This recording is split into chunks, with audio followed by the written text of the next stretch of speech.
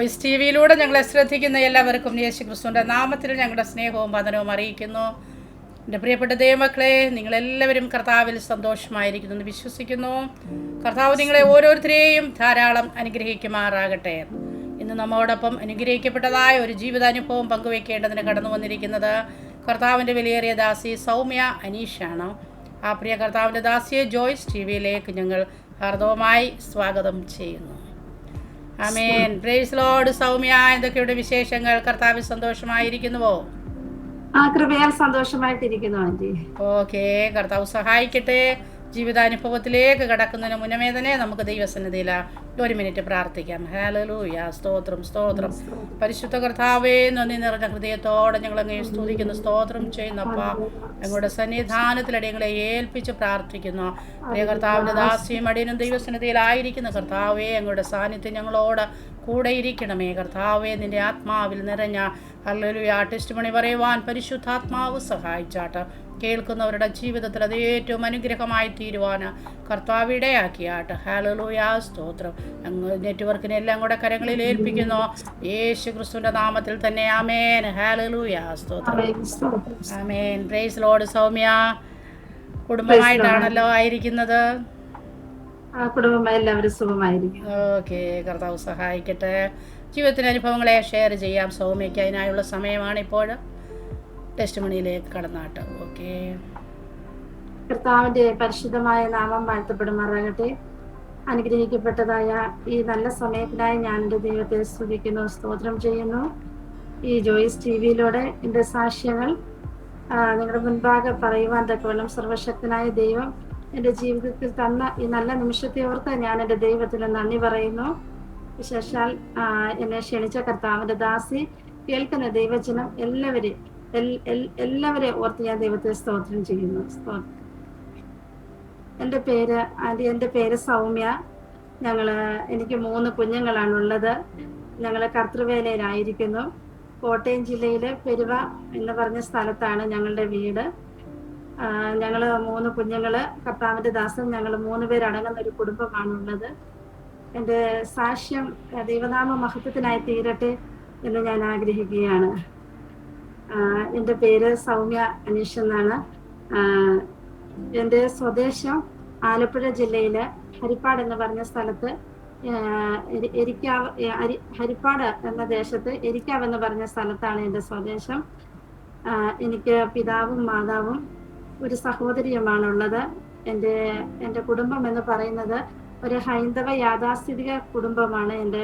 എൻ്റെ കുടുംബം, എൻ്റെ പിതാവും മാതാവും ആ ഹൈന്ദവരുടേതായ തികച്ചും യാഥാസ്ഥിതികമായ അതേ രീതിയിൽ തന്നെ ജീവിച്ച് മുന്നോട്ട് പോയൊരു ഫാമിലിയാണ് എൻ്റെ അപ്പനും അമ്മയും.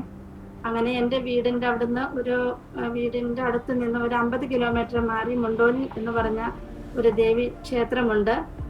ആ ക്ഷേത്രത്തെ ആണ് എൻ്റെ ഫാമിലി എല്ലാം പോയിക്കൊണ്ടിരിക്കുന്നത്.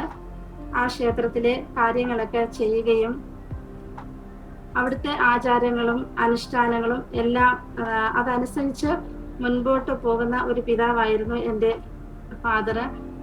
അതിലെ കാര്യങ്ങളെല്ലാം അടിയുറച്ച് വിശ്വസിക്കുകയും അതെല്ലാം ഞങ്ങൾ അനുഷ്ഠിക്കണമെന്ന് വളരെ നിർബന്ധമുള്ള ഒരാളായിരുന്നു എൻ്റെ അപ്പൻ.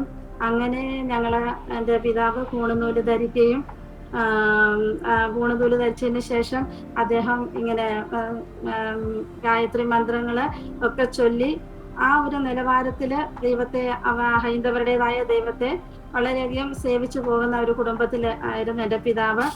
അങ്ങനെ ഞങ്ങൾ ഇങ്ങനെ ജീവിതത്തിലൂടെ കടന്നു പോയിരുന്ന സമയത്ത് എൻ്റെ പിതാവ് ഒരു ഫർണിച്ചറിന്റെ ഒരു ചിട്ടി കമ്പനി നടത്തുവാൻ തക്കവണ്ണം ഇടയായി തീർന്നു.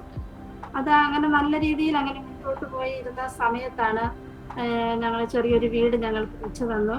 അങ്ങനെ ഒരു ചെറിയ കുടുംബം അങ്ങനെ വളരെ സന്തോഷത്തോടെ മുന്നോട്ട് പോയിക്കൊണ്ടിരുന്ന സമയത്ത് അത് ഒരു വലിയ തകർച്ചയിലേക്ക് പോകാൻ തക്കവണ്ണം ഇടയായി തീർന്നു.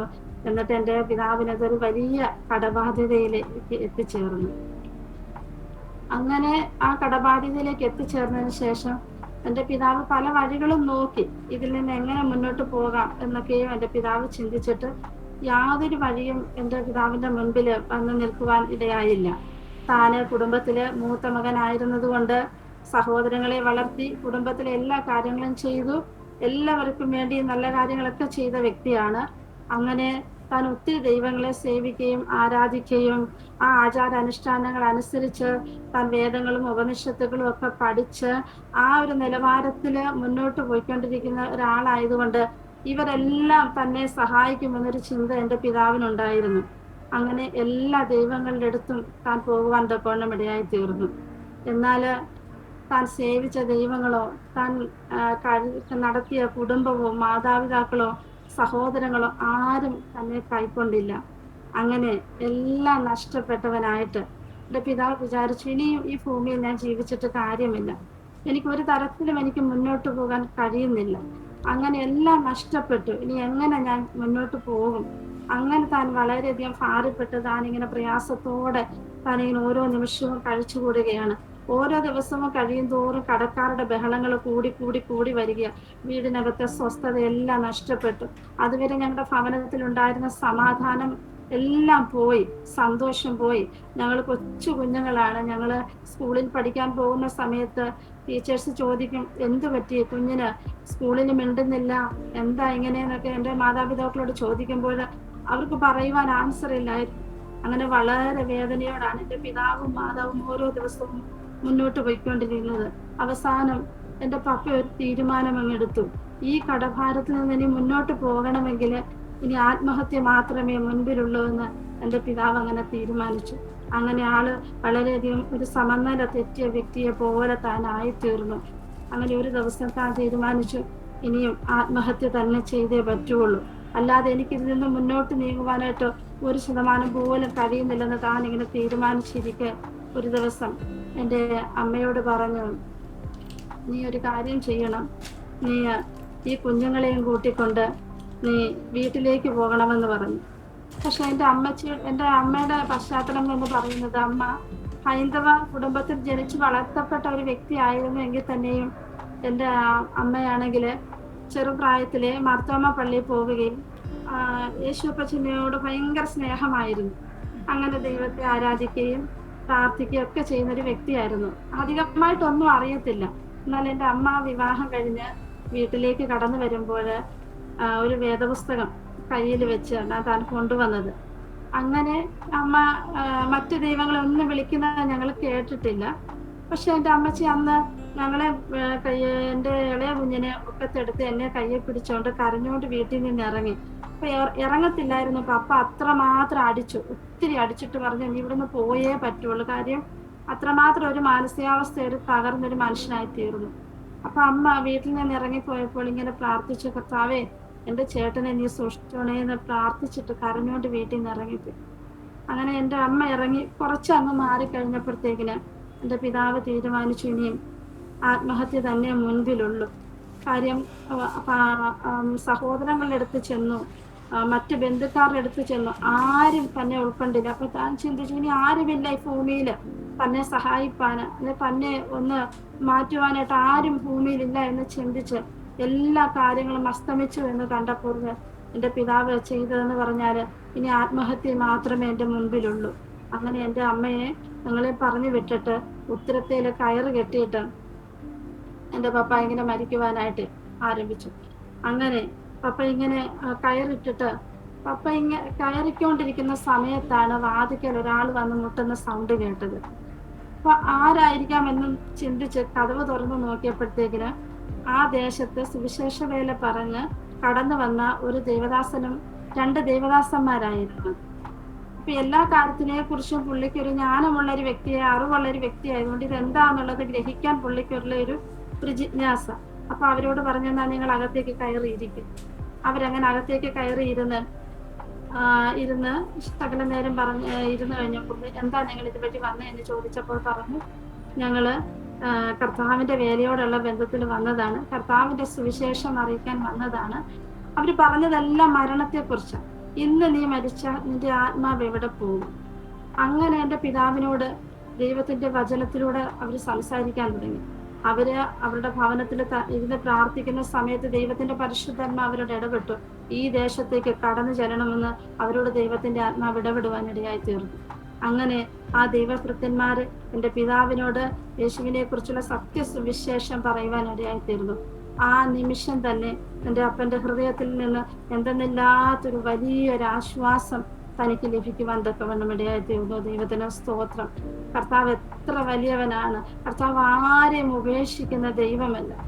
120 സങ്കീർത്തനത്തെ ഇപ്രകാരം പറയുന്നു, ഞാൻ കഷ്ടതയിൽ യഹോവയോട് നിലവിളിച്ചു, അവൻ എനിക്ക് ഉത്തരമരുളി.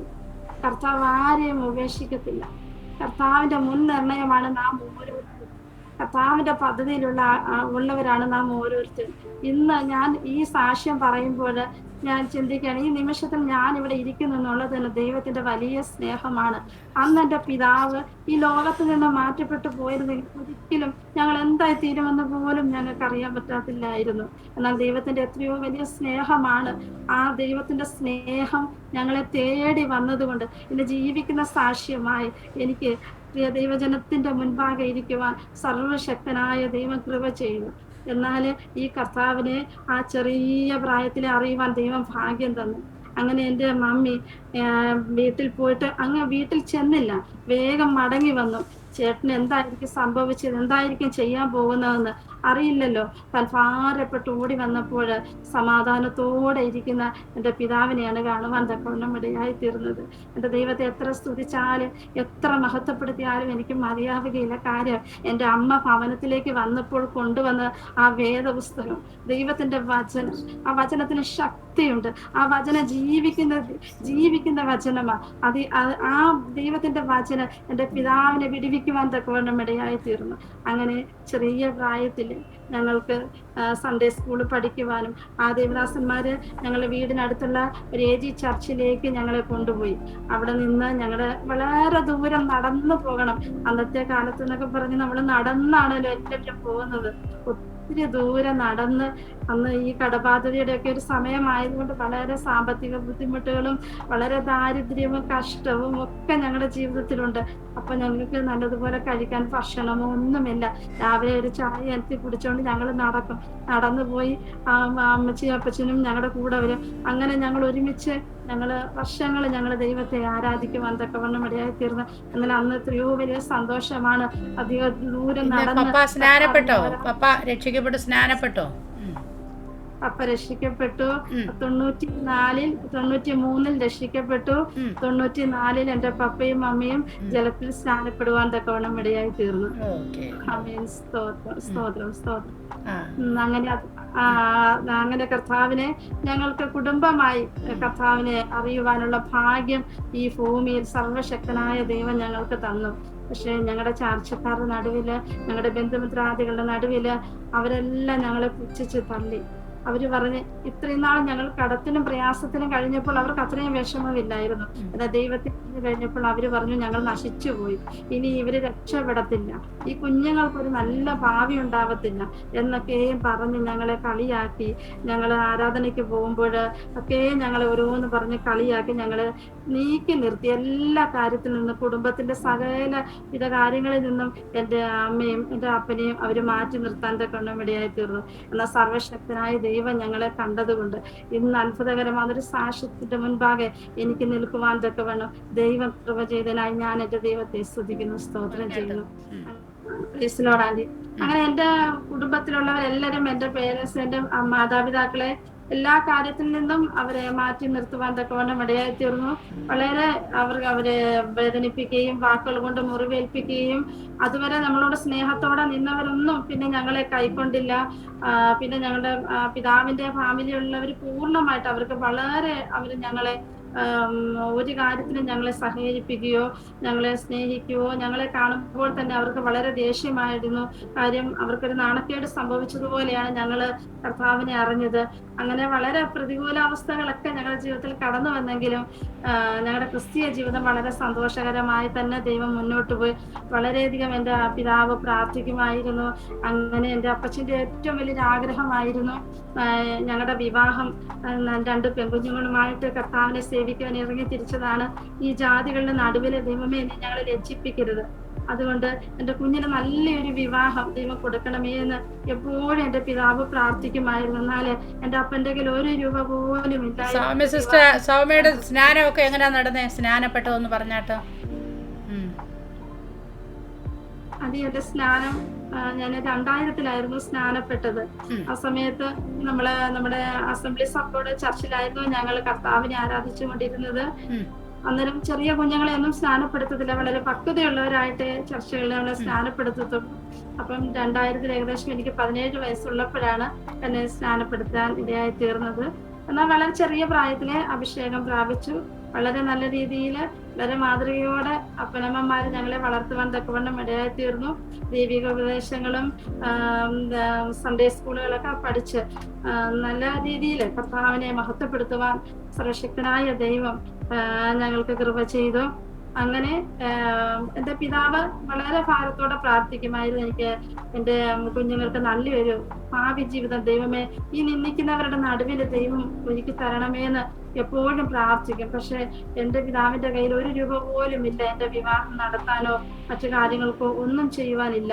എന്നാൽ എന്നും പ്രാർത്ഥിക്കും, ദൈവമേ നല്ലൊരു ജീവിതം എൻ്റെ കുഞ്ഞിന് കൊടുക്കണമേന്ന് പ്രാർത്ഥിക്കും. അങ്ങനെ വളരെ ചെറിയ പ്രായത്തിൽ തന്നെ എനിക്ക് എൻ്റെ കുടുംബജീവിതത്തിന് വേണ്ട കാര്യങ്ങളെ സർവശക്തനായ ദൈവം ഒരുക്കി തന്നു. അങ്ങനെ എൻ്റെ പിതാവ് ഈ വിവാഹം നടത്താനായിട്ട് ഒന്നും കയ്യിലില്ല. 1 രൂപ എടുത്ത്, ഒരു 10 രൂപ എടുത്ത് വേദപുസ്തകത്തിൽ വെച്ചിട്ട് എൻ്റെ അപ്പച്ചൻ ഇരുന്ന് കരഞ്ഞ് പ്രാർത്ഥിക്കാനായി തുടങ്ങി.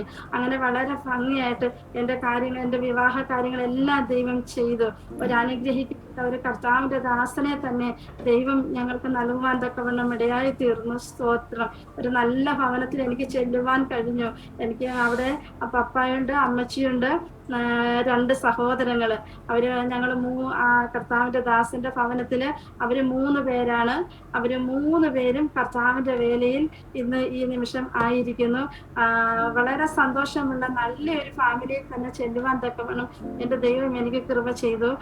വളരെ പ്രാർത്ഥനയോടും അടുക്കും ചുറ്റിയോടും ദൈവത്തെ സേവിക്കുന്ന ഒരു അനുഗ്രഹിക്കപ്പെട്ട ഒരു മാതാവാണ് അമ്മച്ചി. അപ്പൊ തന്നെ സഹോദരങ്ങളാണെങ്കിലും പപ്പ ടെലിഫോണിക്സിലെ ഒരു ഉദ്യോഗസ്ഥനായിരുന്നു പപ്പ. അപ്പൊ എല്ലാവരും അവരവരുടെ മക്കളെ നല്ല നിലകളിൽ ഇന്നത്തെ കാലഘട്ടത്തിൽ അങ്ങനെയാണല്ലോ, എല്ലാവരും മക്കളെ പഠിപ്പിച്ച് വിദേശത്തേക്കൊക്കെ വിട്ട് എല്ലാ രീതിയിലും പോകുമ്പോൾ ഞങ്ങളുടെ പപ്പ അന്ന് എടുത്ത തീരുമാനം എൻ്റെ 3 മക്കളും കർത്തൃവേല ചെയ്യണമെന്നായിരുന്നു. ആ മാതാപിതാക്കളെ മക്കൾ അനുസരിച്ചു. അവര് 3 പേരും കർത്താവിന്റെ വേല ചെയ്യുവാൻ തൊക്കെ നമ്മളൊരു ഭാഗ്യം ദൈവം ആ കുടുംബത്തിന് നൽകി. അങ്ങനെ അനുഗ്രഹിക്കപ്പെട്ട ഒരു ഭവനത്തില് എനിക്ക് ചെല്ലുവാൻ സർവശക്തനായ ദൈവം കൃപ ചെയ്തു. അങ്ങനെ ഞങ്ങള് കർത്താവിന്റെ വേലയില് വിവിധ ഇടങ്ങളിൽ ഞങ്ങൾ ശുശ്രൂഷ ചെയ്തു. കർത്താവ് അത്ഭുതകരമായി അതിശയകരമായി നടത്തിയെന്നല്ലാതെ ഒന്നും എൻ്റെ ജീവിതത്തിൽ ആന്റി എനിക്ക് പറയുവാനായിട്ടില്ല. ദൈവം ചെയ്തതല്ലാതെ ഒന്നും ഇന്ന് വരെയും കർത്താവ് നടത്തിയതല്ലാതെ പറയുവാൻ തക്കവണ്ണം ഇല്ല എനിക്ക്. കർത്താവ് എനിക്ക് ചെയ്ത സകല ഉപകാരങ്ങൾക്ക് ഞാൻ കർത്താവിന് നന്ദിയുള്ളവളാണ്. അങ്ങനെ ഞങ്ങള് വിവാഹ ജീവിതം കഴിഞ്ഞ് കൊടുങ്ങല്ലൂരിന്റെ പ്രദേശത്ത് ഞങ്ങൾ കർത്താവിന്റെ വേലയോടുള്ള ബന്ധത്തിൽ ഞങ്ങൾ പോയി. അവിടെ ചെല്ലുന്ന സമയത്ത് എനിക്ക് പ്രായം കുറവാണ്, കർത്താവിന്റെ ദാസനും അതെ. ഏകദേശം ആ കൊടുങ്ങല്ലൂർ ക്ഷേത്രത്തിനോട് ഏകദേശം അടുത്ത ഒരു ഭവനത്തിലാണ് ഞങ്ങള് വീട് വാടകയ്ക്കെടുത്ത് കർത്താവിന്റെ വേല ആരംഭിച്ചത്. 2000-ലാണ്. ആ സമയത്ത് എന്നൊക്കെ പറഞ്ഞാൽ വളരെ പ്രതികൂലാവസ്ഥയാണ്. പെന്തക്കോസ്തുകാരൊന്നും പുറത്തിറങ്ങി പോലും നടക്കുന്ന ഒരു സമയമല്ല. RSSകാരുടെ വളരെ പ്രതിഷേധമുള്ള ഒരു ദേശമാണല്ലോ അവിടെ. അങ്ങനെ ഞങ്ങൾ അവിടെ കർത്താവിന്റെ വേല ആരംഭിച്ചു. ഒരു വലിയൊരു കൂട്ടം ദൈവജനം അവിടെ ദൈവത്തെ ആരാധിക്കാൻ കടന്നു വന്നിട്ടുണ്ടായിരുന്നു. ഒരു ദിവസം ഇതുപോലെ രാത്രിയില് ഞങ്ങള് ഭവനത്തിൽ കിടന്നുറങ്ങുന്ന സമയത്ത് ഞങ്ങളുടെ വാതിക്കൽ വന്ന ആരോ ഭയങ്കരമായിട്ട് ഇങ്ങനെ കിടന്നിങ്ങനെ അടിക്കുക. ഇപ്പം ജനലിലൂടെ നോക്കിയപ്പോഴത്തേന് കുറേ അധികം ആൾക്കാര് അവര് വന്നിട്ട് ഇറങ്ങി വാന്ന് പറഞ്ഞ് ഭയങ്കരമായിട്ട് ഒച്ചപ്പാടും ബഹളം ഉണ്ടാക്കി. എന്നെ അകത്തൂടെ പൂട്ടിയിട്ട് ദേവദാസൻ വെളിയിലിറങ്ങി ചോദിച്ച് നിങ്ങൾ എന്താ വന്നേന്ന് ചോദിച്ചപ്പോഴത്തേക്കിന് ഇവരെ ഭയങ്കരമായിട്ട് ബഹളം ഉണ്ടാക്കുക. കാര്യം ഇവിടെ ആരാധന നടത്താൻ പറ്റത്തില്ല, ഇങ്ങനെയാണെന്നൊക്കെ പറഞ്ഞ് ഭയങ്കര പ്രശ്നം. പക്ഷെ അതിന് നേതൃത്വം കൊടുക്കുന്ന ഒരാളുണ്ടായിരുന്നു. ആ ആള് കർത്താവിന്റെ ദാസനെ മാറ്റി നിർത്തി സംസാരിച്ചിട്ട് അവരങ്ങോട്ടും ഇങ്ങോട്ടും കുറച്ച് സമയം കാര്യങ്ങൾ അങ്ങോട്ട് ഷെയർ ചെയ്തപ്പോഴത്തേക്കിന് അദ്ദേഹം പറയുക, നിങ്ങൾ ഒന്നുകൊണ്ടും ഭാരപ്പെടേണ്ട, നിങ്ങൾ നല്ല മനുഷ്യനാണ്, നിങ്ങൾക്ക് ഒരു പ്രശ്നവും ഇവിടെ ഉണ്ടാവത്തില്ല. എന്തെങ്കിലും പ്രശ്നങ്ങൾ നിങ്ങൾക്ക് ഉണ്ടാകുകയാണെങ്കിൽ എൻ്റെ വിസിറ്റിംഗ് കാർഡ് ഇതാ, നിങ്ങൾ എന്നെ ഒന്ന് വിളിച്ചാൽ മതി, നിങ്ങൾ സമാധാനത്തോടെ നിങ്ങൾ ഇവിടെ ജീവിച്ചോളാനെന്ന്. അങ്ങനെ രാത്രിയിൽ ഞങ്ങളെ തല്ലാനും ഞങ്ങളുടെ നേരെ അതിക്രമങ്ങൾ കാട്ടാനും വന്ന ആ ജനത്തോട് തന്നെ ദൈവത്തിന്റെ പരിശുദ്ധാത്മാവ് ഇടപെട്ട് അവിടെ ഒരു അത്ഭുതം ദൈവം പ്രവർത്തിക്കുവാൻ തക്കവണ്ണം ഇടയായി തീർന്നു. കർത്താവിന് സ്തോത്രം. അങ്ങനെ ചില നാളുകൾ ഞങ്ങൾ അങ്ങനെ അവിടെ താമസിച്ച് കർത്താവിന്റെ വേല ചെയ്ത് മുന്നോട്ട് പോകുന്ന സമയത്ത് വളരെയധികം പ്രശ്നങ്ങളാണ് ആ ദേശത്ത്. അതായത് അടുത്ത വീടുകളെന്നൊക്കെ പറയുകയാണെങ്കിൽ വളരെയധികം ആൾക്കാരെ കൊല്ലുകയും അതിൻ്റെതായ പ്രശ്നങ്ങളും എല്ലാം ഞങ്ങളുടെ ചുറ്റുപാടും ഇങ്ങനെ നടക്കുന്ന ഒരു സമയമാണ് ആ സമയത്ത്. പക്ഷെ അവിടെ എല്ലാം ദൈവം ഞങ്ങളെ പ്രൊട്ടക്ട് ചെയ്തു എന്നുള്ളത് ഞാൻ എനിക്ക് പറയുവാനുള്ളത്. ദൈവമക്കളെ, അത് യഹോവ ഒരു ദോഷവും തട്ടാതെ വേണം തന്റെ മക്കളെ പരിപാലിക്കുന്ന ദൈവമാണ്. കർത്താവ് നമ്മളെ എത്രയധികം സ്നേഹിക്കുന്നു എന്നുള്ളത് തന്നിൽ ആശ്രയിക്കുന്നവരെ കർത്താവ് കൈക്കൊള്ളുന്ന ദൈവമാണ്. തിരുവചനത്തിലൊരു വാക്യമുണ്ട്, യഹോവയിൽ ആശ്രയിക്കുകയും യഹോവ തന്നെ ആശ്രയമായിരിക്കുകയും ചെയ്യുന്ന മനുഷ്യൻ ഭാഗ്യവാൻ. യഹോവ ആശ്രയമായിരുന്നാൽ പിന്നെ നമ്മളെ യാതൊന്നും നമ്മളെ തൊടത്തില്ല, പിന്നെ യാതൊരു ശക്തിക്കും നമ്മളെ തകർത്ത് കളയുവാൻ പറ്റത്തില്ല. ആ ആത്മാവിന്റെ ശക്തിയും അഭിഷേകവും ബലത്തോടെ എല്ലാ വർഷവും 40 ദിവസം ദൈവസന്നിധിയിൽ ആ ദേശത്ത് ഞങ്ങൾ ഉപവസിക്കുമായിരുന്നു. അനേകർ അവിടെ കടന്നു വരുമായിരുന്നു. അങ്ങനെ വലിയ ദൈവപ്രവൃത്തി ആ ദേശത്ത് നടന്നുകൊണ്ടിരിക്കലാണ് എൻ്റെ കണ്ണിന് ഒരു ചെറിയൊരു മുഴ പോലെ വന്ന് അതിങ്ങനെ വന്ന് വളർന്ന് എൻ്റെ കണ്ണ് മുഴുവൻ ഇങ്ങനെ മൂടുന്നൊരു അവസ്ഥയിലേക്ക് അതിങ്ങനെ വന്ന് അതിന്റെ വേദന എന്ന് പറഞ്ഞാൽ അത് വളരെ ഭയാനകം. എനിക്ക് പറ്റത്തില്ലായിരുന്നു സഹിക്കാനായിട്ട്. പക്ഷെ ഞങ്ങൾ സാമ്പത്തികമായി ആ സമയത്തൊക്കെ വളരെ കഷ്ടപ്പാടാണ്. കർത്താവിന്റെ വേദനയാണല്ലോ. ഞങ്ങൾക്ക് കഴിക്കാൻ ഭക്ഷണമോ അങ്ങനെ മറ്റു കാര്യങ്ങളൊന്നും ഞങ്ങൾക്കില്ല. ഞങ്ങൾക്ക് കിട്ടുന്ന സ്തോത്രാഴ്ചകൾ ഞങ്ങൾ ശേഖരിച്ച് വെച്ച് ചില്ലറ തുട്ടുകളാണ് ഞങ്ങളുടെ കയ്യിൽ കിട്ടുന്നത്. അതൊക്കെ ഞങ്ങൾ ശേഖരിച്ച് വെച്ചാണ് ഞങ്ങൾ എന്തെങ്കിലും പാലും മറ്റു സാധനങ്ങളൊക്കെ ഞങ്ങൾ മേടിക്കുന്നത്. അങ്ങനെ ഇരിക്കെ എൻ്റെ ഈ കണ്ണിന്റെ ഈ അവസ്ഥകൾ വളരെ ബുദ്ധിമുട്ടായിട്ട് ഇങ്ങനെ മുന്നോട്ട് പോയിക്കൊണ്ടിരിക്കുന്ന സമയത്ത് എന്ത് ചെയ്യണമെന്നറിയില്ല. അപ്പം അടുത്തുള്ളവർ പറഞ്ഞു, ഇവിടെ ഒരു ഐ ഹോസ്പിറ്റലുണ്ട്, അവിടെ ഒരു സ്പെഷ്യലിസ്റ്റ് ഉണ്ട്, കാണിക്കാമെന്ന് പറഞ്ഞ് ഞങ്ങൾ അദ്ദേഹത്തെ കാണുവാനായി പോയി. അവിടെ ചെന്നപ്പോൾ ഇഷ്ടംപോലെ ആൾക്കാരിങ്ങനെ നിൽക്കുക. എന്ത് ചെയ്യണമെന്നറിയത്തില്ല. ഇവരെല്ലാം പോയിട്ട് ഞങ്ങളുടെ കയ്യിൽ പൈസയുമില്ല. ഇവരെല്ലാം പോയിട്ട് ഞങ്ങൾ അവസാനം ഞങ്ങൾ കയറി ഡോക്ടറെ കണ്ടിട്ട് പറഞ്ഞ് കണ്ണിന്റെ കാര്യങ്ങളെല്ലാം കാണിച്ച് അദ്ദേഹം പറഞ്ഞ് ഇന്നതാണ് സംഭവം, നിങ്ങൾ ഇന്ന ഹോസ്പിറ്റലിൽ വന്നാൽ മതി, നമുക്കതിനെ ഓപ്പറേഷൻ ചെയ്ത് കളയാമെന്ന് പറഞ്ഞു. അങ്ങനെ ഞങ്ങൾ ഇത് കഴിഞ്ഞതിന് ശേഷം എഴുന്നേറ്റ് ഞങ്ങളുടെ കയ്യിലുള്ള ആ ചില്ലറ എടുത്ത് വെച്ച് ആ മേശപ്പുറത്തോട്ട് ഞങ്ങൾ ഇങ്ങനെ വെച്ചു. ഞങ്ങളുടെ ഹൃദയത്തിനകത്ത് വളരെ വേദന തോന്നി.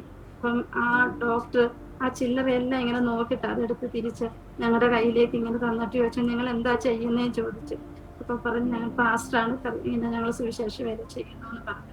കുറച്ച് സമയം അദ്ദേഹത്തോട് സംസാരിക്കുവാനും കർത്താവിന്റെ വചനം പറയുവാനും ഒക്കെ ഞങ്ങൾക്ക് സാധിച്ചു.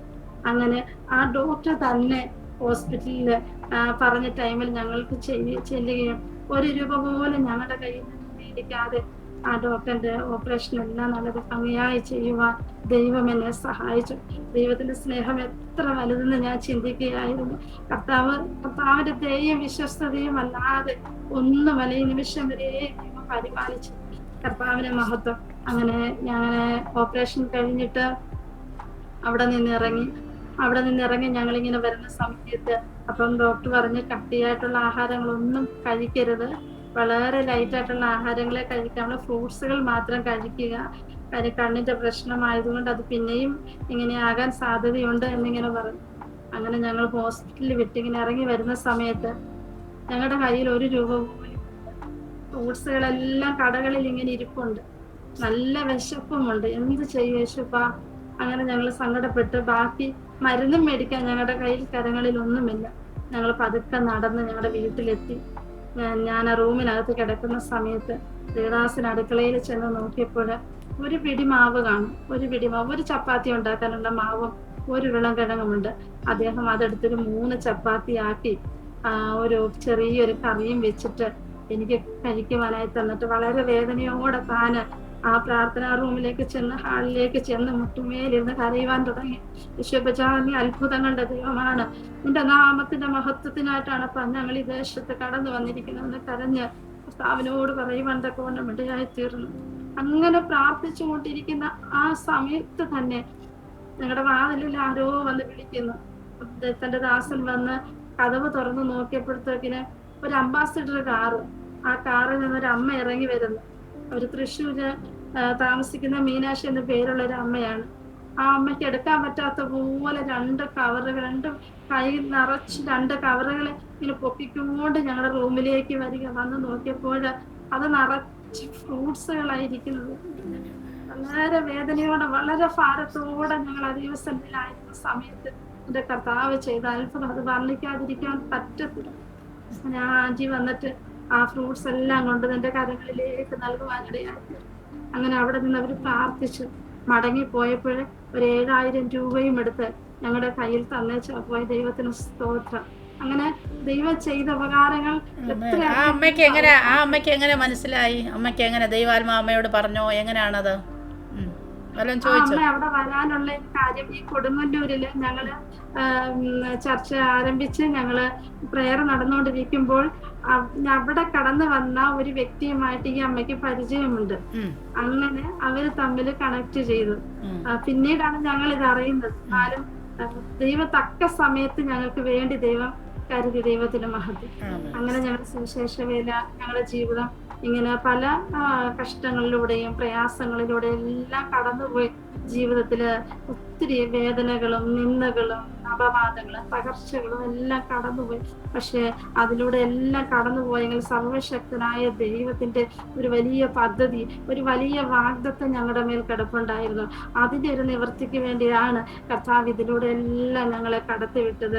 എന്നാൽ ഇത്രത്തോളം ദൈവം ഞങ്ങളെ സഹായിച്ചു. പിന്നെയും ഞങ്ങൾ പലയിടങ്ങളിൽ കർത്താവിന്റെ വേലയോടുള്ള ബന്ധത്തിൽ ഞങ്ങളായിരുന്നു. അങ്ങനെ ചില നാളുകൾ മുന്നോട്ട് പോയപ്പോൾ 1-2 വർഷം കഴിയുമ്പോൾ സ്വാഭാവികമായിട്ടും എല്ലാവരും ചോദിക്കും, വിവാഹം കഴിഞ്ഞിട്ട് നിങ്ങളുടെ ജീവിതത്തിൽ കുഞ്ഞുങ്ങളായില്ലേ ഈ ചോദ്യം ഇങ്ങനെ കേൾക്കാൻ തുടങ്ങി. അപ്പൊ ആദ്യമൊന്നും ഞങ്ങൾക്ക് അത്ര മനസ്സിലായില്ല. പിന്നെ 2-3 വർഷം കഴിഞ്ഞപ്പോൾ ഞങ്ങൾ ഡോക്ടേഴ്സിനെ കാണിക്കുവാനൊക്കെ തുടങ്ങി. അങ്ങനെ ഓരോരോ നാളുകൾ മുന്നോട്ട് പോയി. വളരെ പ്രയാസകരമായി തോന്നി. പോകുന്ന ഡോക്ടേഴ്സ് എല്ലാം വളരെ പ്രതികൂലമാകുന്ന കാര്യങ്ങളാണ് പറഞ്ഞത്. അപ്പം ഒരു ഡോക്ടറെ കാണിക്കുമ്പോൾ നമ്മുടെ മറ്റുള്ള ആളുകൾ പറയും, നമുക്ക് വേറൊരു ഡോക്ടറെ കാണിക്കും, ഇന്ന സ്ഥലത്തുണ്ടെന്ന് പറയും. അവിടെ കാണിച്ചുകൊണ്ടിരിക്കുമ്പോൾ പറയുന്നത് ഇവിടെ വേറൊരാളുണ്ടെന്ന് പറയും. അങ്ങനെ മാറി മാറി പല ഡോക്ടേഴ്സിന്റെ അടുത്ത് പല വർഷങ്ങളിൽ ഞങ്ങൾ ഇങ്ങനെ പോവാൻ ഗുണമിടയായി തീർന്നു. സ്തോത്രം. അങ്ങനെ കുറച്ചധികം നാളുകൾ മുന്നോട്ട് പോയപ്പോഴാണ് വ്യക്തമായി കാര്യങ്ങളെല്ലാം ഡോക്ടേഴ്സ് പറയുന്നത്, ഒരിക്കലും നിങ്ങൾക്ക് മക്കൾ ഉണ്ടാവത്തില്ലെന്ന്. കാര്യം അന്ന് ആ സമയത്ത് കൊടുങ്ങല്ലൂര് ക്രാഫ്റ്റ് ഹോസ്പിറ്റല് അവിടെ പോയി മൂവാറ്റുപുഴ സബൈൻ ഡോക്ടർ ഏറ്റവും നല്ല ഡോക്ടറാണ് ഈ ട്രീറ്റ്മെന്റിന്. അവിടെ പോയി ലൈഫ് ലൈൻ ഹോസ്പിറ്റലിൽ പോയി. ഇനി ഞങ്ങൾ പോകാത്ത ഹോസ്പിറ്റലുകളില്ല. അതിനുവേണ്ടി ഞങ്ങൾ ചെലവഴിക്കാത്ത പൈസകളുമില്ല, സമയങ്ങളുമില്ല. അങ്ങനെ ഞങ്ങൾ നിരന്തരം ഈ ഒരു വിഷയത്തിന് വേണ്ടി വളരെ വേദനയോടെ ഞങ്ങൾ, കാര്യം സുവിശേഷ വേലയായതുകൊണ്ട് എല്ലാവരും ചോദിക്കും, തലമുറ നിങ്ങൾ പ്രാർത്ഥിച്ചിട്ട് എന്താ നിങ്ങൾക്കൊരു വിഷയത്തിൽ വിടുതലുണ്ടാകാത്ത? അപ്പൊ പലപ്പോഴും പലരും മുൻപിൽ വന്ന് നിൽക്കുമ്പോൾ നമ്മൾക്ക് പ്രയാസമാണ്. നമ്മുടെ ജീവിതത്തിൽ ഒരു വിടുതൽ നടക്കാതെ നമ്മൾ മറ്റുള്ളവർക്ക് വേണ്ടി നമ്മൾ പ്രാർത്ഥിക്കുമ്പോൾ എന്തുകൊണ്ട് നിങ്ങളുടെ ജീവിതത്തിൽ സംഭവിക്കുന്നില്ല എന്നുള്ളൊരു ചോദ്യം ഇങ്ങനെ ഞങ്ങളെ ഭാരപ്പെടുത്തിക്കൊണ്ടിരുന്നു. വളരെ നാളുകൾ ഞങ്ങൾ ആ ഒരു വിഷയത്തിന്റെ നടുവിൽ ഞങ്ങൾ വേദനിച്ചു. ഞങ്ങൾ ഒത്തിരി അപവാദങ്ങളും നിന്ദകളിലൂടെ ഒക്കെ ഞങ്ങൾ കടന്നുപോയി. എങ്ങനെ യേശുപ്പച്ച എങ്ങനെ മുന്നോട്ട് പോകണമെന്ന് പോലും ഞങ്ങൾ ചിന്തിച്ച് വേദനിച്ച നാളുകൾ അനവധിയായിട്ടുണ്ട്. ഒത്തിരി വിഷമങ്ങള്. കാര്യം ഒരു കുഞ്ഞില്ലാത്ത ഒരവസ്ഥയെന്ന് പറഞ്ഞാല് ഈ ലോകത്തത് ആർക്കും അതെങ്ങനെയാ അത് പറയണ്ടെന്ന് അറിയാത്ത അത്രമാത്രം ഒരു വേദനയുള്ള ഒരു അവസ്ഥയാണ് നമ്മുടെ ജീവിതത്തിൽ. നമുക്ക് ഒരു സ്വാതന്ത്ര്യത്തോടൊന്ന് പോകാനോ വരാനോ നമുക്കൊരു വലിയ നിന്ദയാണ്. പ്രത്യേകിച്ച് കർത്താവിന്റെ വേലയിലായിരിക്കുമ്പോൾ മറ്റുള്ളവരുടെ ചോദ്യത്തിന് മുൻപാകെ കാര്യം കുഞ്ഞില്ലേ എന്ന് പറയുമ്പോൾ അവിടെ പിന്നെ അവരൊരു വേറൊരു ഇതിലാണ് നമ്മളോട് സംസാരിക്കുന്നത്. അങ്ങനെ വളരെ പ്രയാസത്തോടെ ഞങ്ങളുടെ ദിവസങ്ങളെല്ലാം ഞങ്ങൾ കഴിച്ചു കൂട്ടാനിടയായി തീർന്നു. അവസാന കർത്താവിന്റെ ദാസൻ പറഞ്ഞു, നമ്മൾ അനേകർക്ക് വേണ്ടി പ്രാർത്ഥിച്ചു, അനേകർക്ക് ദൈവ തലമുറകളെ കൊടുത്തു. അങ്ങനെ മുന്നോട്ട് പോയ സമയത്ത് ഒത്തിരി ആൾക്കാർ ഞങ്ങളുടെ മുൻപിൽ കടന്നു വന്നു. അവർക്കൊക്കെ വേണ്ടിയൊക്കെ പ്രാർത്ഥിച്ചവർക്കെല്ലാം ദൈവം കുഞ്ഞുങ്ങളെ കൊടുത്തു. എന്നിട്ട് നമ്മൾ എന്തിനാ ഇങ്ങനെ ഡോക്ടർമാരുടെ മുൻപിൽ പോയി നിൽക്കുന്നത്, അതിന്റെ ആവശ്യമില്ല എന്ന് പറഞ്ഞു. അങ്ങനെ ഞങ്ങൾ ഇരുന്ന് പ്രാർത്ഥിക്കുന്ന സമയത്ത് ദേവദാസൻ പറഞ്ഞു, നമുക്ക് പ്രാർത്ഥിക്കാം, നമുക്ക് ഉപവസിച്ച് ഈ വിഷയത്തിന് വേണ്ടി നമുക്ക് പ്രാർത്ഥിക്കാമെന്ന് പറഞ്ഞു. അങ്ങനെ ഞങ്ങൾ രണ്ടുപേരും കൂടി ഇരുന്ന് ഉപവസിക്കാൻ തുടങ്ങി. ഉപവസിക്കാന്ന് പറഞ്ഞു കഴിഞ്ഞാൽ എത്ര ദിവസം ഉപവസിച്ച് പ്രാർത്ഥിച്ചു എന്നൊന്നും അറിയത്തില്ല. അത്രമാത്രം ദിവസത്തിന്റെ മനസ്സിനകത്തങ്ങ് ഭാരവും വേദനയും തോന്നുമ്പോൾ കർത്താവിന്റെ സന്നിധിയിൽ അങ്ങ് ഇരിക്കും. കർത്താവിന്റെ സന്നിധിയിൽ ഇരുന്നിട്ട് പിന്നെ എനിക്ക് ബ്രേക്ക് ചെയ്ത് കഴിയുമ്പോൾ പിന്നെ എനിക്ക് ഭയങ്കര വേദന, യേശുവപ്പാ എനിക്ക് നിൽക്കാൻ കഴിയുന്നില്ല. പിന്നെയും ദൈവസന്നിധിയിൽ അങ്ങ് ഉപവസിക്കും. അങ്ങനെ ഉപവസിച്ചും പ്രാർത്ഥിച്ചും എങ്ങനെ ഞങ്ങൾ എത്ര നാള് ഞങ്ങൾ മുന്നോട്ട് പോയെന്ന് ഞങ്ങൾക്ക് അറിയത്തില്ല. അങ്ങനെ ഞങ്ങളുടെ ഭവനത്തിലാണെങ്കിൽ അമ്മ, കർത്താവിന്റെ ദാസന്റെ അമ്മ, എൻ്റെ അമ്മച്ചി മദറിലോ നല്ലൊരു തയ്യൽക്കാരിയാണ് അമ്മ നല്ലതുപോലെ സ്റ്റിച്ച് ചെയ്യും. വീട്ടിലെ അനിയന്റെയും പെങ്ങളുടെയും ഒക്കെ മക്കള് എല്ലാം പെൺകുട്ടികളാ. അവർക്കൊക്കെ ഇഷ്ടം പോലെ ഡ്രസ്സുകൾ അമ്മച്ചി തയ്ക്കാറുണ്ട്. പിന്നെ അമ്മച്ചിയുടെ വീട്ടിൽ നിന്ന് കൊണ്ടുവരുന്ന ഡ്രസ്സുകൾ, അപ്പൊ ഇതെല്ലാം അണിയിച്ച് കുഞ്ഞുങ്ങളെ ഇങ്ങനെ നിർത്തും. എൻ്റെ ഹൃദയത്തിനകത്ത് തോന്നുന്ന ഒരു വലിയ വേദനയുണ്ട്. പക്ഷെ ആ സമയത്തും ആ ഒരു വേദനയുടെ ഘട്ടങ്ങളിൽ ഞാൻ കർത്താവിന്റെ മുഖത്തേക്ക് നോക്കുമ്പോൾ എൻ്റെ അമ്മച്ചിക്ക് അത് മനസ്സിലാവുന്നുണ്ടായിരുന്നു. അമ്മ വേഗം പോയിട്ട് എനിക്ക് ഒരു ഉടുപ്പ് തയ്ച്ച് അതെന്റെ കയ്യിൽ കൊണ്ടുതരാനിടയായിട്ട് ഒരു ആൺകുഞ്ഞിന് വേണ്ട ഒരു ഉടുപ്പ് തയ്ച്ച് എൻ്റെ കരങ്ങളിലേക്ക് എൻ്റെ അമ്മ എൻ്റെ കൊണ്ട് തന്നിട്ട് പറഞ്ഞു, മോള് ഇത് വെച്ച് പ്രാർത്ഥിക്കും, ദൈവം നിനക്ക് കുഞ്ഞുങ്ങളെ തരുമെന്ന് പറഞ്ഞു.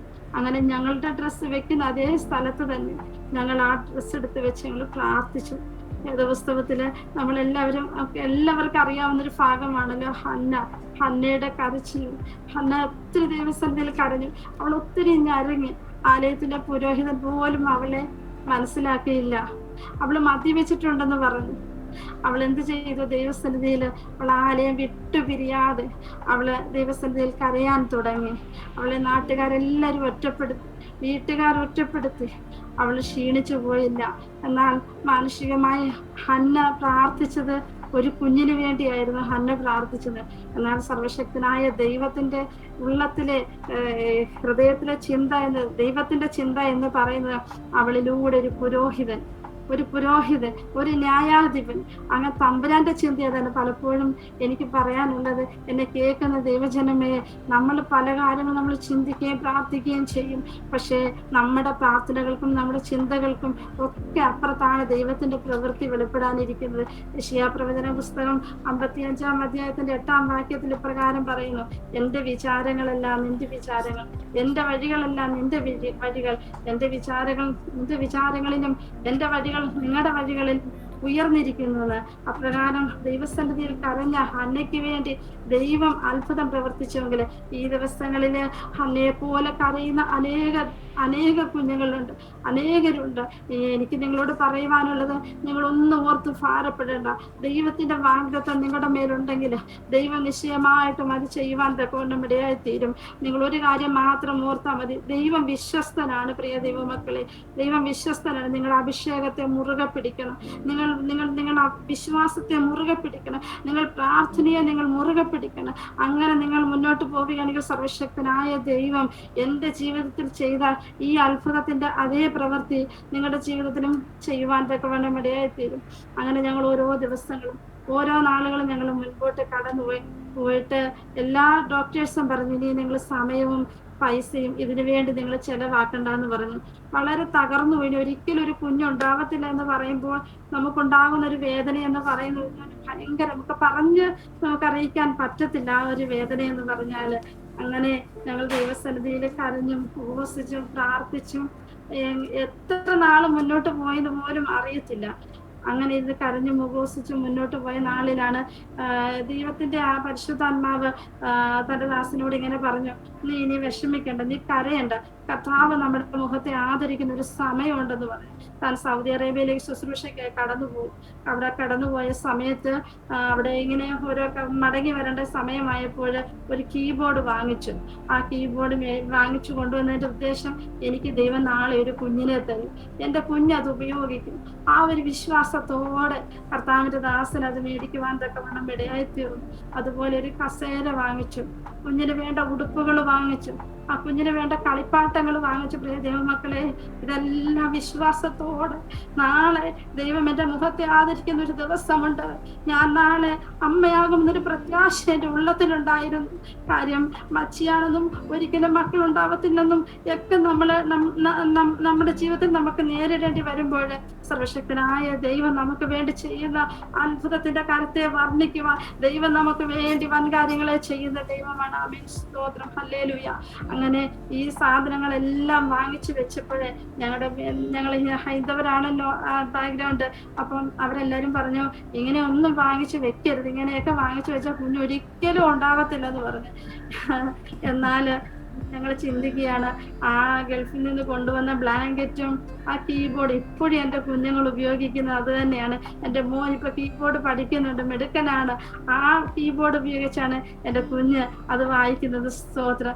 അങ്ങനെ ഒത്തിരി നാളുകള് ഞങ്ങളിങ്ങനെ മുന്നോട്ട് പോയിരുന്ന സമയത്ത് ഞങ്ങള് ഒത്തിരി കർത്താവിന്റെ ദാസിന്റെ അനിയന്റെ ചർച്ചില് ഒരു ഫാസ്റ്റിംഗ് പ്രെയർ നടക്കുക. ആ ഫാസ്റ്റിംഗ് പ്രെയർ നടക്കുന്ന സമയത്ത് ഞങ്ങളെ കുടുംബമായിട്ട് വിളിച്ചു. ചേച്ചിയും ചേട്ടായും എല്ലാവരും വരണമെന്ന് പറഞ്ഞപ്പോൾ ദേവദാസിന് വരാൻ സാധിച്ചില്ല, വേറൊരു മീറ്റിംഗ് ഉള്ളത് കൊണ്ട്. പക്ഷെ ഞാനും എൻ്റെ നാത്തൂനും സിസ്റ്ററും കുഞ്ഞുങ്ങളും ഞങ്ങളെല്ലാവരുമായിട്ട് അവിടേക്ക് കടന്നു ചെന്നു. ഞങ്ങൾ അവിടേക്ക് കടന്നു ചെന്നപ്പോഴേ ഒരു ദൈവഭൃത്യൻ വരുമെന്ന് പറഞ്ഞു. വളരെ സന്തോഷത്തോടെ പ്രാർത്ഥനയോടെ എല്ലാവരും ദൈവസന്നിധിയിൽ ഇരിക്കുകയാണ്. സമയം മുന്നോട്ട് പോയിട്ടും വരേണ്ട ആള് വന്നില്ല. അപ്പം കുറച്ചധികം സമയം കഴിഞ്ഞപ്പം വിളിച്ച ആളല്ല, വിളിക്കാത്ത വേറൊരാളാണ് കടന്നു വരുന്നത്. അപ്പം ദേവദാസിന്, അതായത് ഞങ്ങളുടെ സഹോദരന് ദേഷ്യം തോന്നി.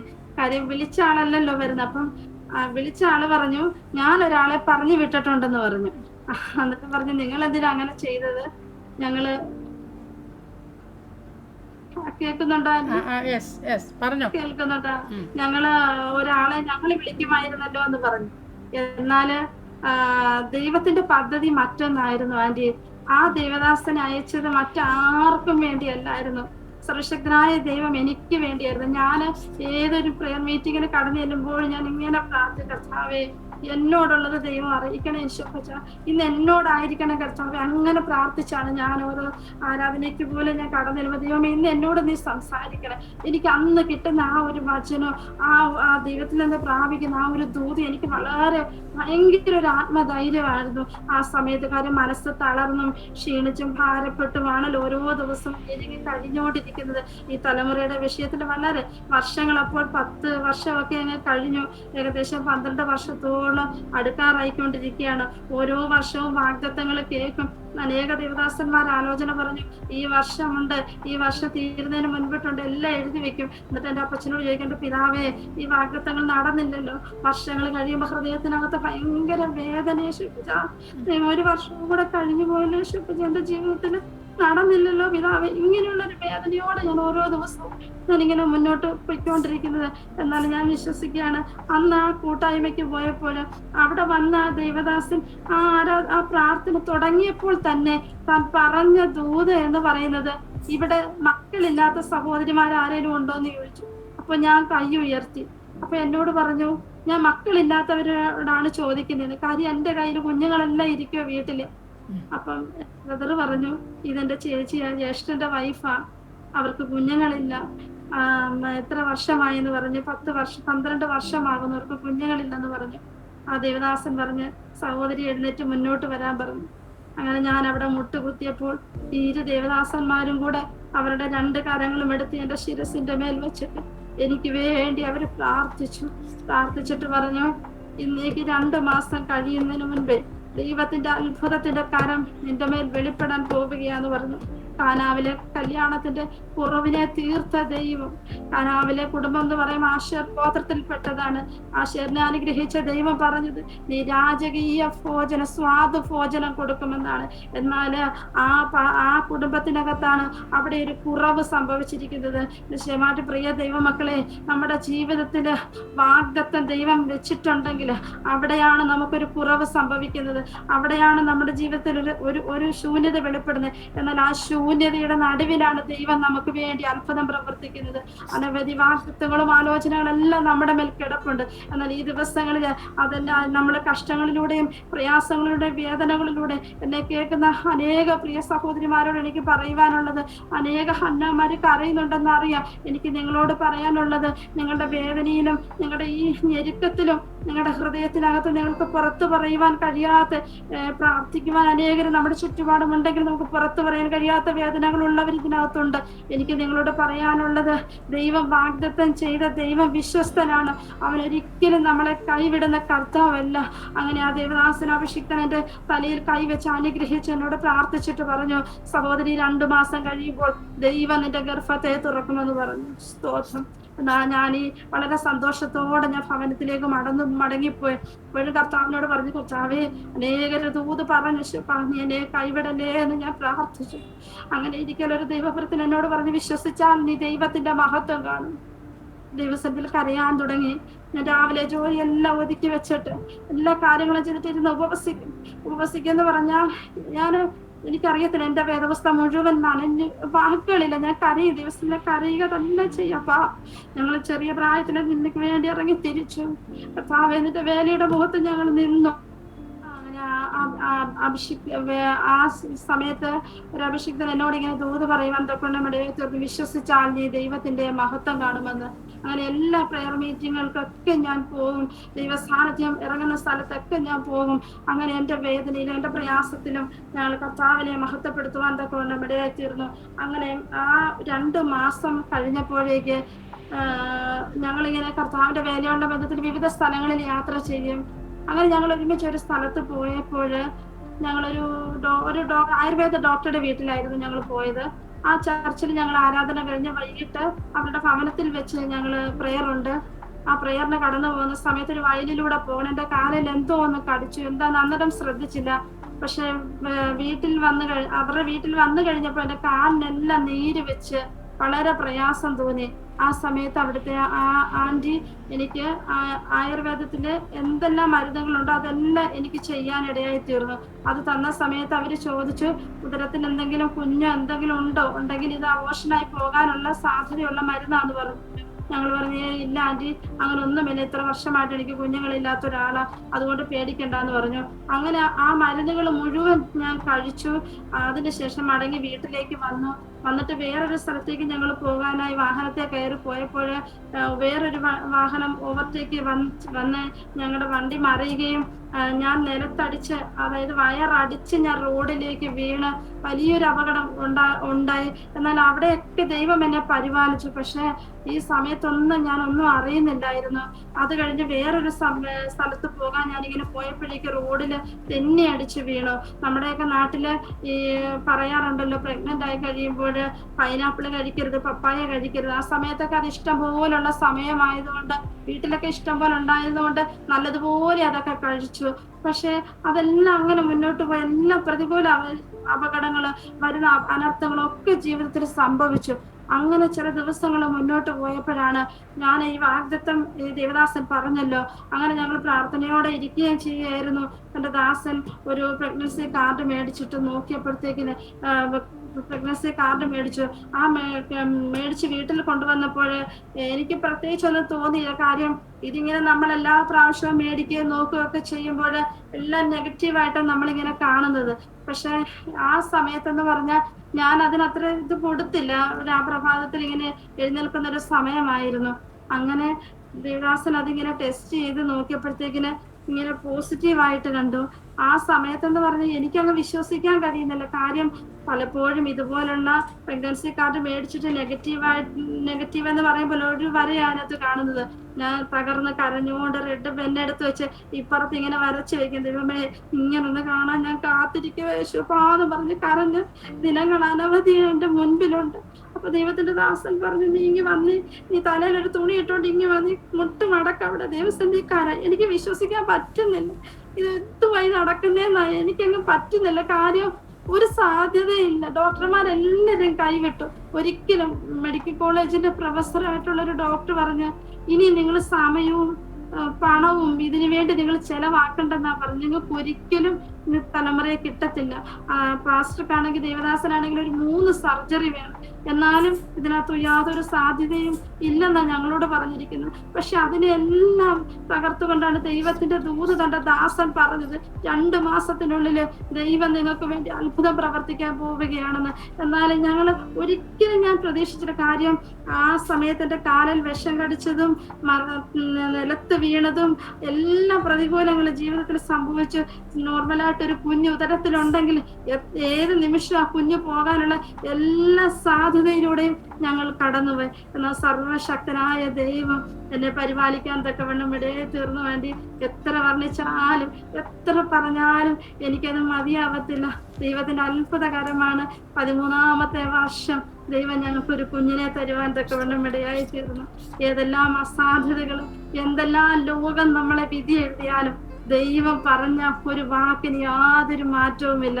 എന്റെ കർത്താവ് അങ്ങനെ ദൈവത്തിന്റെ അത്ഭുത പ്രവൃത്തി എന്റെ ജീവിതത്തിൽ നടക്കുവാൻ തക്കവണ്ണം ഇടയായി തീർന്നു. അങ്ങനെ ഒരു മോനെ സുരക്ഷിതനായ ദൈവം ഞങ്ങൾക്ക് തരുവാൻ തക്കവണ്ണം ഇടയായി. സ്തോത്രം. അതിനുശേഷം ചില നാളുകൾ മുന്നോട്ട് പോയപ്പോൾ ദൈവം പിന്നെയും 2 കുഞ്ഞുങ്ങളെയും കൂടി കർത്താവ് എനിക്ക് തരുവാൻ തക്കവണ്ണം ഇടയായി തീർന്നു. അതിലെ 2ാമത്തേത് മോള്, പിന്നെ ഒരു മോള്. ആ 3ാമത്തെ കുഞ്ഞിന്റെ സാക്ഷ്യമാണ് ഒരു വലിയ സാക്ഷ്യം എന്ന് പറഞ്ഞാല്. അതും എന്റെ ദൈവം എന്റെ ജീവിതത്തിൽ അത്ഭുതകരമല്ലാത്തതൊന്നും ഇതുവരെ ചെയ്തിട്ടില്ല. കാര്യം എന്ന് പറഞ്ഞാല് ആ കുഞ്ഞ് ഉദരത്തിലായി ഞങ്ങളൊരു ഹോസ്പിറ്റലിൽ കാണിച്ചുകൊണ്ടിരിക്കുക, മാവേലിക്കരയുള്ള ഒരു പ്രൈവറ്റ് ഹോസ്പിറ്റലിൽ കാണിച്ചുകൊണ്ടിരിക്കുന്ന സമയത്ത് 5 മാസം വരെ ഞങ്ങൾ ഇങ്ങനെ മുന്നോട്ട് പോയപ്പോ ദേവദാസൻ ഒരു ദിവസം പറഞ്ഞ്, എന്തോ എനിക്ക് പ്രാർത്ഥിച്ചപ്പോ ഇങ്ങനെ തോന്നുന്നു, ഈ ഹോസ്പിറ്റലിൽ നിന്ന് നമുക്ക് മാറാം. അങ്ങനെ താന് ആ ഹോസ്പിറ്റലിൽ മാറാന്ന് തീരുമാനമെടുത്ത് ഞങ്ങൾ 2 പേരും കൂടെ പ്രാർത്ഥിച്ച് അവിടുന്ന് ഞങ്ങൾ കരുനാഗപ്പള്ളി ഗവൺമെന്റ് ഹോസ്പിറ്റലിൽ പോയി കാണിച്ചു. ഗവൺമെന്റ് ഹോസ്പിറ്റലിൽ കാണിച്ച സമയത്ത് ആ ഡോക്ടർ പറഞ്ഞ സ്കാൻ ചെയ്തുകൊണ്ട് വരണം എന്ന് പറഞ്ഞു.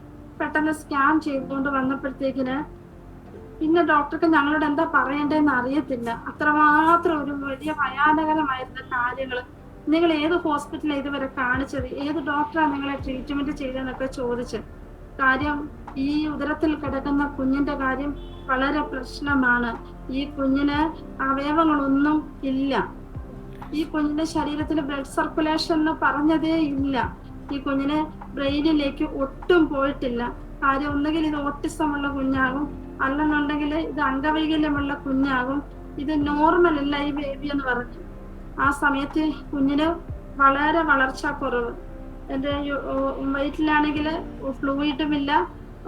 അങ്ങനെ എല്ലാ കാര്യങ്ങളും വളരെ സീരിയസ് ആയിട്ട് അവർ പറഞ്ഞു എത്രയും വേഗം നിങ്ങൾ മെഡിക്കൽ കോളേജിലേക്ക് പോകാനായിട്ട് പറഞ്ഞു. സ്തോത്രം.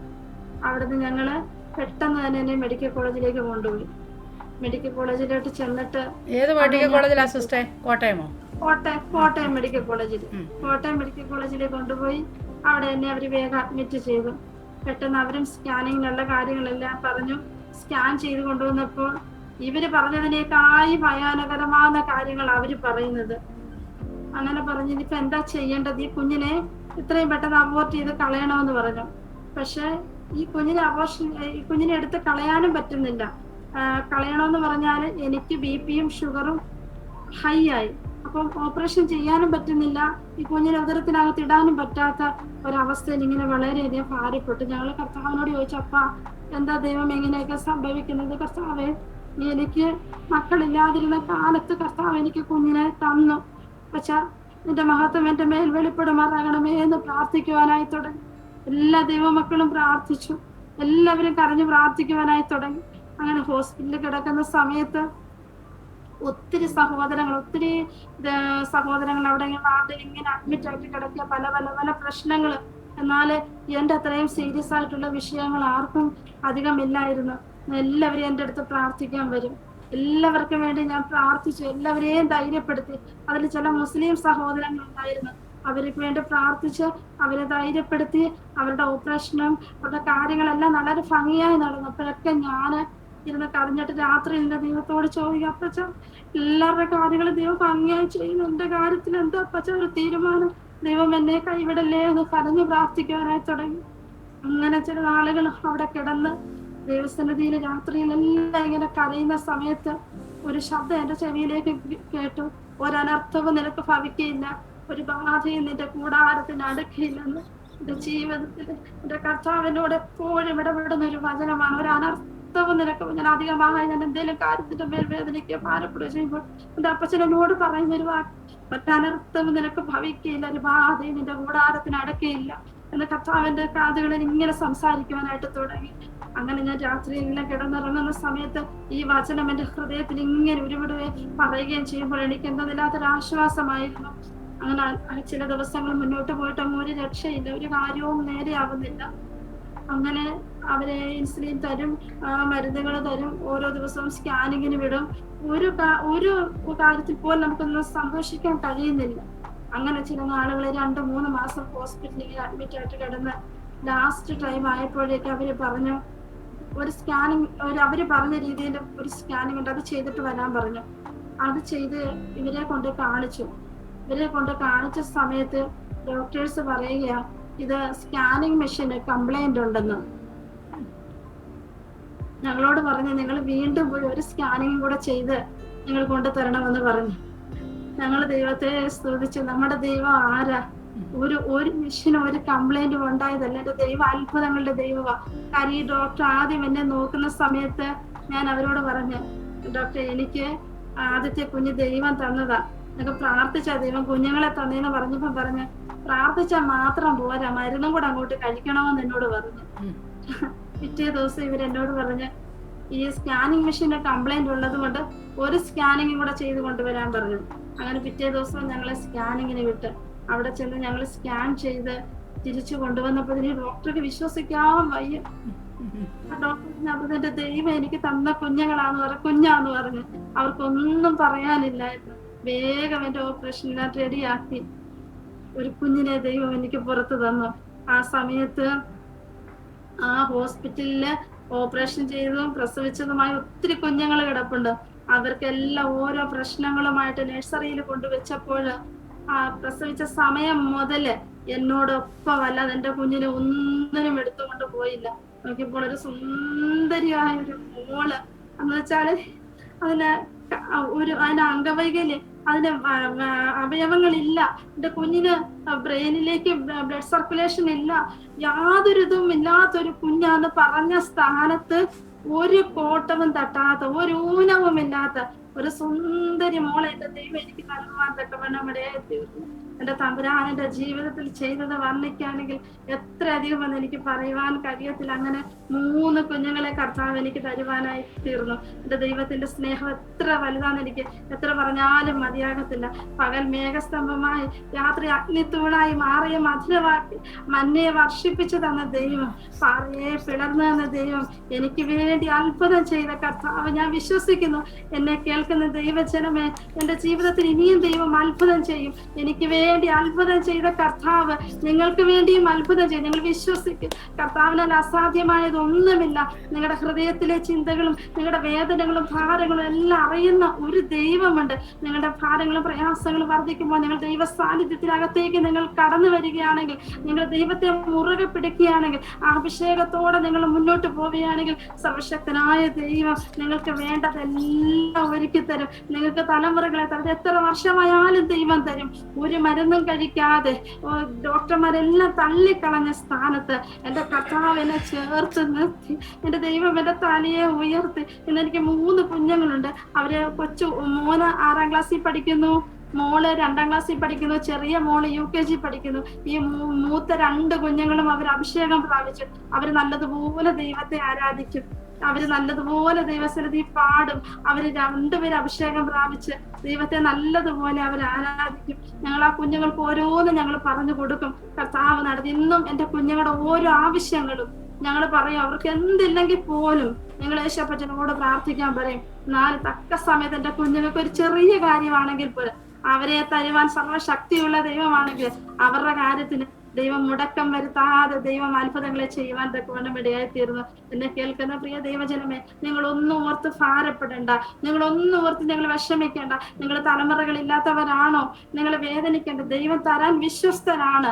ആ ദൈവ സാന്നിധ്യത്തിലേക്ക് നിങ്ങൾ കടന്നു വരണം. നിങ്ങൾ പ്രാർത്ഥനയെ മുറുകെ പിടിക്കണം, നിങ്ങൾ ഉപവസിക്കണം. നമുക്ക് ആരോഗ്യവും ശക്തിയും ബലവുമുള്ള കാലത്ത് നമ്മുടെ ശരീരത്തെ കർത്താവിന് വേണ്ടി സമർപ്പിക്കണം. നമ്മൾ ഉപവസിച്ച് കരഞ്ഞ് ദൈവസന്നിധിയിൽ ഏൽപ്പിക്കപ്പെടുകയാണെങ്കിൽ നിശ്ചയമായിട്ടും നമ്മുടെ കണ്ണുനീരിനെ തുടയ്ക്കുന്ന ഒരു ദൈവമുണ്ട്. ഞാനും എന്റെ കർത്തൃദാസനും ഒരുമിച്ച് ഞങ്ങൾ 1.5 വർഷം ഞങ്ങൾ റൂമിനകത്തിരുന്ന് കരയാൻ തുടങ്ങി. മീറ്റിങ്ങുകളെല്ലാം ഞങ്ങൾ മാറ്റിവെച്ചിട്ട് ഇരുന്ന് ദൈവസന്നിധിയിൽ കരഞ്ഞ് പ്രാർത്ഥിച്ചു. തമ്പുരാനെ, ഞങ്ങൾ മേടിച്ചു വെച്ച ഞങ്ങളുടെ കസേര, ഞങ്ങൾ മേടിച്ചു വെച്ച സെറ്റർ, ബ്ലാങ്കറ്റ്, കീബോർഡ്, ഇതെല്ലാം കർത്താവ് വെറുതെ ഇരിക്കുന്നാല് ഇതെല്ലാം ഉപയോഗിക്കുവാൻ ദൈവം ഞങ്ങൾക്കൊരു തലമുറയെ തരണമെന്ന് ഞങ്ങൾ കണ്ണുനീരോടെ പ്രാർത്ഥിച്ചു. ഞങ്ങളുടെ ദൈവസഭകളെല്ലാം ഞങ്ങൾക്ക് വേണ്ടി പ്രാർത്ഥിച്ചു. എന്നാൽ തക്ക സമയത്ത് ദൈവത്തിന്റെ അത്ഭുതകരമാവുന്ന പ്രവൃത്തി എന്നിൽ വെളിപ്പെട്ടത് കൊണ്ട് ഇന്ന് വളരെ സന്തോഷത്തോടെ സാക്ഷ്യമായി ഈ കുഞ്ഞുങ്ങളെയും കൊണ്ട് അനേക ഇടങ്ങളിൽ ഞാൻ കർത്താവിന്റെ വേലയോടുള്ള ബന്ധത്തിൽ ഞങ്ങൾ ഒരുമിച്ച് കടന്നു പോകുക ദൈവം ഇന്ന് കൃപ ചെയ്യുന്നു. സർവശക്തനായ ദൈവത്തിന്റെ കൃപ ഞങ്ങളുടെ മേൽ, എല്ലാ കാര്യങ്ങളുടെ മേൽ ഇന്നുവരെയും ദൈവം നടത്തുന്നു. ദൈവത്തിന്റെ നാമത്തിന് മഹത്വം ഉണ്ടാകട്ടെ. ഇത്രത്തോളം സമയം കർത്താവിന്റെ നാമത്തിന് ദൈവജനത്തിന്റെ മുൻപാകെ എന്റെ ദൈവം നടത്തിയത് എനിക്ക് പറയുവാൻ തൊക്കെ വേണം. ദൈവം എന്നെ കൃപ ചെയ്തവനായി ഞാൻ ദൈവസ്ഥിതിയിൽ നന്ദി പറയുന്നു. ആമേൻ. ഓക്കെ സിസ്റ്ററെ, കർത്താവ് സഹായിക്കട്ടെ. കർത്താവിൻ്റെ വേലയിൽ പിന്നെയും വർദ്ധിച്ചു വരുവാൻ കർത്താവ് സഹായിക്കട്ടെ. ഹല്ലേലൂയ. വിശ്വസിച്ചാൽ ദൈവത്തിൻ്റെ മഹത്വം കാണും. ദൈവത്തിൻ്റെ വചനമാണ്. ആമേൻ. സ്തോത്രം. പലപ്പോഴും നമ്മുടെ അവിശ്വാസമുള്ള ദുഷ്ടഹൃദയമാണ് പലപ്പോഴും നമ്മുടെ ജീവിതത്തിൽ ഒന്നും പ്രവർത്തിക്കാൻ കഴിയാത്തത്. എന്നാൽ വിശ്വസിച്ചാൽ ദൈവത്തിൻ്റെ പ്രവൃത്തി കാണുമെന്ന് കർത്താവ് പറഞ്ഞതുപോലെ കർത്താവിൻ്റെ ദാസനും കുടുംബവും വിശ്വസിച്ച് പ്രാർത്ഥിച്ചപ്പോൾ ദൈവത്തിൻ്റെ പ്രവൃത്തി നിങ്ങളിൽ വെളിപ്പെടുവാനിടയായിത്തീർന്നു. കർത്താവ് സഹായിക്കട്ടെ. 3 കുഞ്ഞുങ്ങളെയും കർത്താവ് ധാരാളം അനുഗ്രഹിക്കട്ടെ. നിങ്ങളുടെ മിനിസ്ട്രിയെ കർത്താവ് വർദ്ധിപ്പിക്കട്ടെ. ഹല്ലേലൂയ. സ്തോത്രം. ഇത്രത്തോളം സമയം കർത്താവിൻ്റെ ദാസൻ ഞങ്ങളോട് കൂടെ ആയിരുന്നതിന് നന്ദി അറിയിക്കുന്നു. ഓക്കെ സിസ്റ്ററെ, ദൈവസന്നിധിയിൽ പ്രാർത്ഥിച്ചാട്ടെ. ഹല്ലേലൂയ. സ്തോത്രം, സ്തോത്രം. Praise the Lord. ഹല്ലേലൂയ. സ്തോത്രം, സ്തോത്രം, സ്തോത്രം, സ്തോത്രം. പരിശുദ്ധനായ ദൈവമേ, വാഴ്ത്തപ്പെട്ട സ്വർഗീയ നല്ല പിതാവേ, ഹല്ലേലൂയ. കർത്താവേ, ഞങ്ങൾക്ക് ഒരുമിച്ച് നിന്റെ സന്നിധിയില് അല്പനിമിഷം ഞങ്ങൾ സമയങ്ങളെ കർത്താവേ ഹല്ലേലൂയ വേർതിരിച്ച് കർത്താവേ ദൈവം ഞങ്ങളുടെ ജീവിതത്തിൽ ചെയ്ത അത്ഭുതങ്ങളെ വർണ്ണിക്കുവാൻ കർത്താവേ നീ ഞങ്ങളെ സഹായിച്ചത് ഓർത്ത് സ്തോത്രം ചെയ്ത കർത്താവേ ഹല്ലേലൂയ. കർത്താവേ സ്തോത്രം. കർത്താവേ എന്റെ മാതരത്തിലൂടെ വെളിപ്പെട്ട കർത്താവേ ഹല്ലേലൂയ ഈ സാക്ഷ്യവചനങ്ങൾ കേൾക്കുന്ന ജീവിതങ്ങളിലേക്ക് ദൈവശക്തിയായി വ്യാപരിക്കുമാറാകട്ടെ കർത്താവേ ഹല്ലേലൂയ. കർത്താവേ സ്തോത്രം. അനേക സഹോദരങ്ങള് കർത്താവേ, അനേക പ്രിയപ്പെട്ടവർക്ക് തലമുറകളില്ലാതെ ഭാരപ്പെടുന്നവരുണ്ട് കർത്താവേ, കടഭാരത്താൽ ഞെരുങ്ങുന്നവരുണ്ട് കർത്താവേ. ദൈവമേ, വിവിധമായ വിഷയങ്ങളുടെ നടുവിൽ കരയുന്നവരുണ്ട്. യേശുപ്പച്ച, എങ്ങനെ മുന്നോട്ട് പോകണമെന്ന് കർത്താവേ, അടുത്ത നിമിഷം ഞാൻ എന്തായി തീരും കർത്താവേ, എങ്ങനെ ഞാൻ എഴുന്നേൽക്കുമെന്ന് ചിന്തിച്ച് കർത്താവേ വേദനയോടെ ഭാരത്തോടെ ഇരിക്കുന്ന അനേക ജീവിതങ്ങൾ ഞങ്ങളുടെ മുൻപാകെയുണ്ട് യേശുപ്പച്ച. എന്നാൽ ഈ സമയം ഞാൻ അവരെയൊക്കെ അനുഗ്രഹിച്ച് പ്രാർത്ഥിക്കുന്നു കർത്താവേ. അപ്പൊ എന്നെ വിടുവിച്ച ദൈവം ഹല്ലേലൂയ, എന്റെ ഉദരത്തിന് ജീവൻ കൽപ്പിച്ച കർത്താവ് ഹല്ലേലൂയ, ഞങ്ങളെ മരണത്തിൽ നിന്ന് വിടുവിച്ച കർത്താവ് ഇന്ന് പകൽക്കാലം ഹല്ലേലൂയ ഈ ജനത്തെ അവിടുന്ന് വിടുവിക്കുമാറാകണമേ എന്ന് പ്രാർത്ഥിക്കുന്നു കർത്താവേ. എല്ലാ പ്രിയപ്പെട്ടവരെ അനുഗ്രഹിക്കണമേ, ദൈവദാസിയെ അനുഗ്രഹിക്കണമേ, തന്റെ ശുശ്രൂഷകളെ മാനിക്കണമേ, തലമുറകളെ അനുഗ്രഹിക്കണമേ എന്ന് പ്രാർത്ഥിക്കുന്നു കർത്താവേ. ഈ ദൈവ ശബ്ദം കേൾക്കുന്ന ഇടങ്ങളിലെല്ലാം ദൈവശക്തി വ്യാപരിച്ച് കർത്താവേ ഹല്ലേലൂയ അവരുടെ മേൽ കർത്താവെ വെല്ലുവിളിച്ചിരിക്കുന്ന പൈശാചിക മണ്ഡലങ്ങളെ കർത്താവ് അഴിക്കുമാറാകണമെന്ന് പ്രാർത്ഥിക്കുന്നു കർത്താവേ. നന്മ കാണത്തില്ലെന്ന്, വാഗ്ദത്തങ്ങൾ വെളിപ്പെടത്തില്ലെന്ന് കർത്താവെ ഹല്ലേലൂയ വിളിച്ച് കർത്താവെ കെട്ടിവെച്ചിരിക്കുന്ന കർത്താവെ എല്ലാ പോരുകളെയും കർത്താവ് എല്ലാ പാരമ്പര്യ ശക്തികളെയും പിതാവിന്റെയും പുത്രന്റെയും പരിശുദ്ധാത്മാവിന്റെയും നാമത്തിൽ അധികാരത്തോടെ ഞങ്ങൾ പ്രാർത്ഥിക്കുന്നു കർത്താവ്. യേശുവിന്റെ നാമത്തിൽ സകലത് ഞങ്ങൾ ക്യാൻസൽ ചെയ്ത് പ്രാർത്ഥിക്കുന്നു കർത്താവ്. അത്ഭുതങ്ങളെ പ്രവർത്തിച്ചതിനായി സ്തോത്രം കർത്താവ്, അത്ഭുതങ്ങളെ പ്രവർത്തിച്ചതിനായി സ്തോത്രം. പ്രാർത്ഥന കേട്ടതിനായി സ്തോത്രം. യേശുവിന്റെ അതിമഹത്വമുള്ള നാമത്തിൽ തന്നെ ആമേൻ. സ്തോത്രം. ആമേൻ, ആമേൻ, ആമേൻ. ദേവദാസേ, കർത്താവ് സഹായിക്കട്ടെ.